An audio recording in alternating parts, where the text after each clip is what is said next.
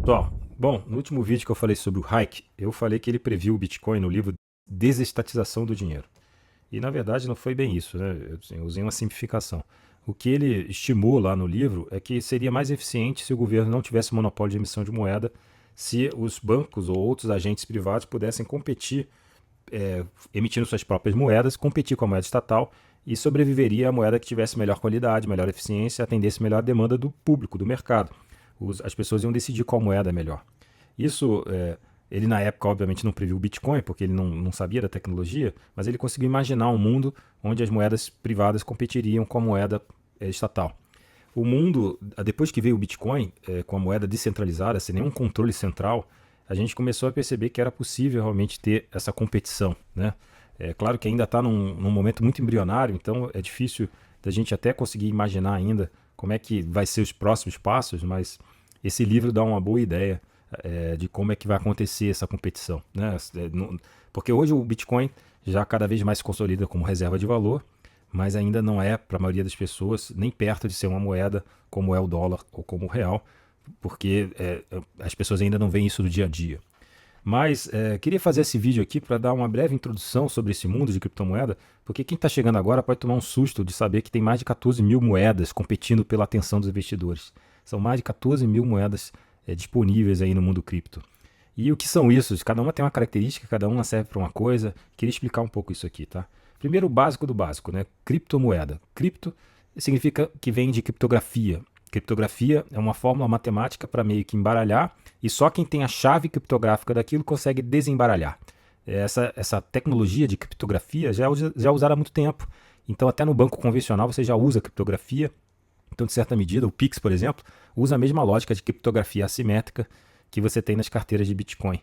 Então, isso não foi a grande inovação do Bitcoin, não foi a criptografia. A grande inovação do Bitcoin foi a descentralização.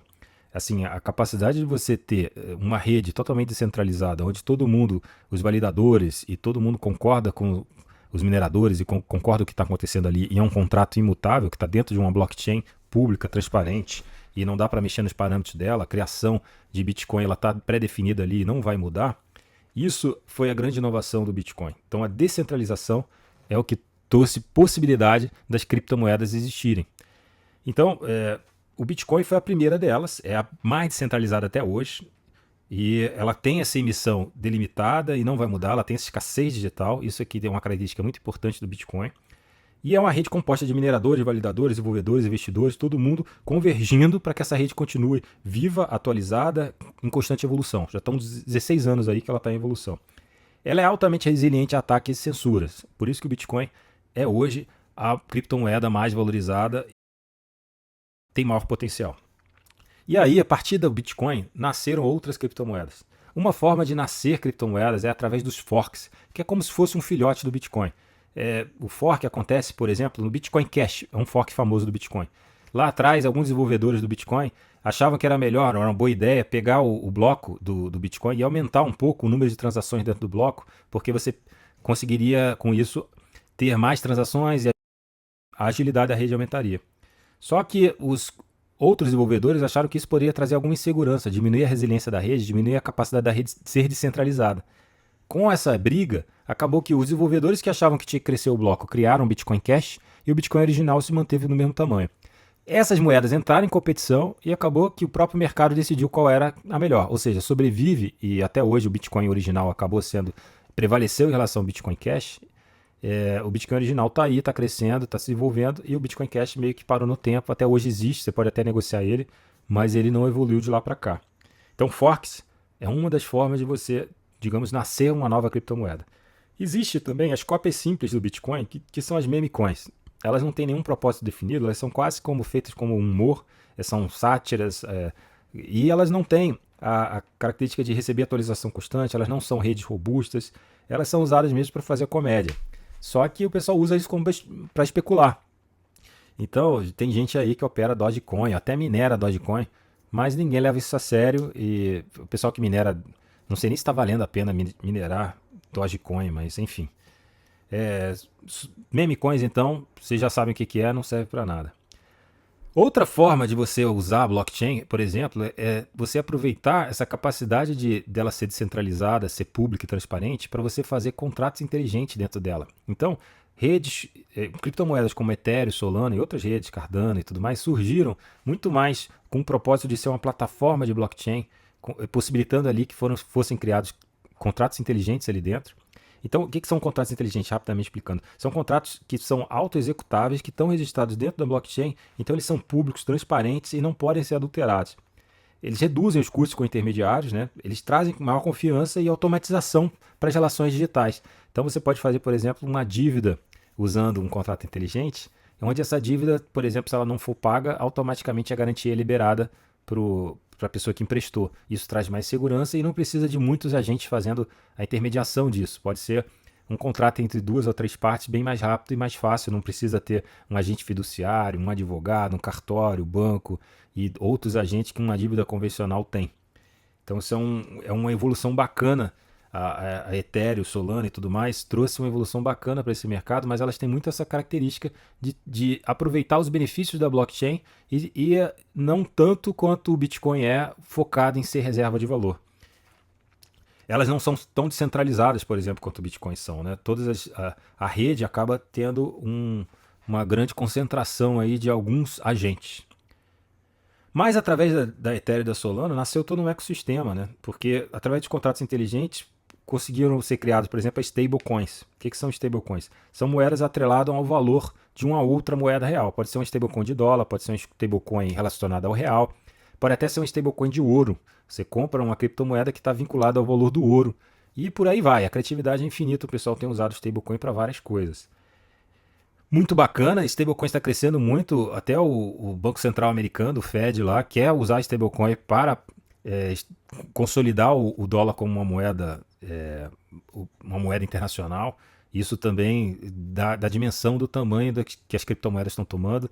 Os próprios governos agora estão vendo que é uma ferramenta que, em vez de lutar contra, eles vão absorver e vão usar cada vez mais. E também nesse ecossistema de contratos inteligentes nasceu utility tokens, que na verdade são um token. Dentro da blockchain você consegue criar um número único e imutável que não é alterado e você usa ele como se fosse um identificador que você pode usar para fazer aplicativos, jogos, você pode usar para fazer um cartão de fidelidade para seus clientes, você pode usar para um fã-clube, você pode usar para atrelar também um token a uma ação da sua companhia e vender um token. Isso na verdade são um RWA. RWA são ativos reais do mundo real que são tokenizados e colocados na blockchain.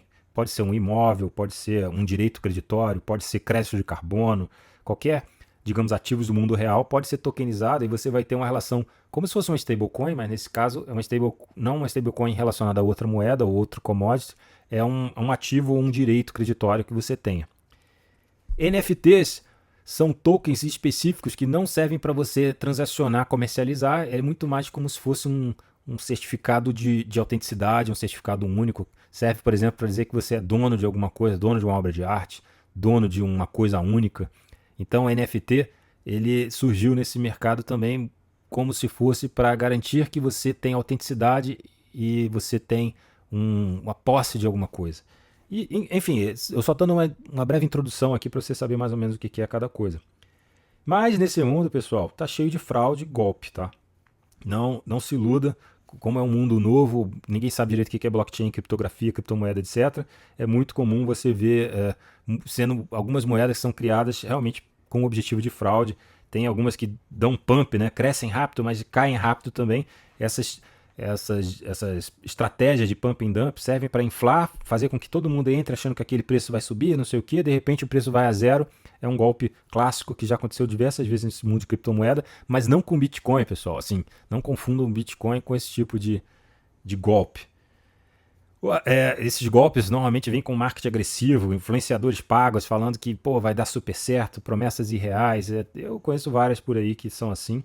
E tem também os golpes que são do mundo real, que o cara vem prometendo rendimentos garantidos, milagrosos, investimentos milagrosos, sabe? Eles usam o termo blockchain e cripto só para enganar pessoas. Eles vão pegar seu dinheiro, você vai confiar no cara, o cara vai dizer que vai te pagar 10% ao mês, você acredita, e o cara, na verdade, está enganando todo mundo. Quanto mais pessoas ele consegue enganar, depois ele some. Isso aconteceu aqui, teve um caso famoso, o faraó do Bitcoin aí, que pesquisem aí, você vai saber quem é. Mas, assim, não acreditem quando o cara vier com investimentos milagrosos, já sabe que é golpe, pessoal. Se é bom demais para ser verdade, provavelmente é golpe. Bom, conclusão. Criptomoeda é uma revolução tecnológica, mas é preciso separar o joio do trigo. Tem muitas que servem para alguma coisa, tem outras que não servem para nada, que são só enganação. O Bitcoin tem características muito bem estabelecidas, está há 16 anos no ar, com resiliência, com evolução, com mineradores e com todo mundo investindo no Bitcoin. Então ele tem uma característica, ele é totalmente centralizado, ele tem uma característica muito particular e diferente das demais. Agora, eu consigo ver valor também em Ethereum, Solana, porque elas entregam algum resultado para a sociedade, mas entregam muito mais como plataformas de blockchain, e porque essas inovações realmente são bacanas. Tanto é que stablecoins e coisas do gênero estão sendo muito utilizadas e vão ser cada vez mais utilizadas. Então, tem coisas bacanas sendo criadas no mercado, mas como reserva de valor, o Bitcoin ainda é a mais forte, a opção mais interessante. Só que é importante você também saber fazer autocustódia, porque tem muito risco de você deixar em corretora. Os riscos são diversos, outro vídeo eu falo mais sobre isso. Então é preciso que você entenda direitinho o que você está fazendo, saiba ter consciência e responsabilidade, a autocustódia é isso também. Tenha o máximo possível, tente se informar o máximo possível para você não cair em nenhum golpe. Esse é o mundo cripto, pessoal. Foi uma breve introdução aqui para explicar como é que funciona esse mundo de forma bem abrangente. Depois eu tento entrar no detalhe de cada caso aí para explicar um pouquinho melhor. Que me ajudem aí, mandem dúvidas, façam comentários que eu tento fazer algum vídeo explicando algo mais detalhado.